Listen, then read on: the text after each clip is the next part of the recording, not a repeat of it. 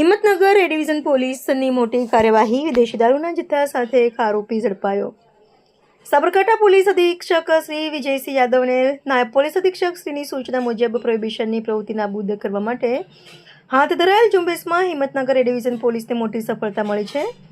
હિંમતનગર એ division પોલીસની team પેટ્રોલિંગમાં હતી તે દરમિયાન ચોક્કસ બાતમી મળી હતી કે સહયોગનગર વિસ્તારમાં રહેતા કિશનસિંહ જવાનસિંહ રાઠોડ પોતાના મકાનમાં વિદેશી દારૂનો જથ્થો રાખી વેચાણ કરે છે। બાતમીના આધારે પોલીસે દરોડો પાડતા મકાનમાંથી ભારતીય બનાવટના વિદેશી દારૂની બોટલો અને બિયરની ટીનનો મોટો જથ્થો મળી આવ્યો હતો।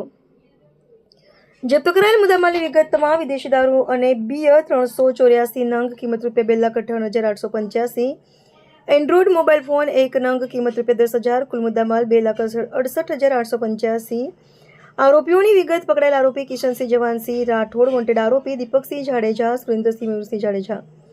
પીઆઈ AM ચૌધરી સાહેબના માર્ગદર્શન હેઠળ ANV વાઘેલા, AP માણી તથા સર્વેલન્સ સ્ટાફના જવાનોએ સફળ ઓપરેશન પાર પાડ્યું છે। Channel head Iqbal Memon, Sabarkantha.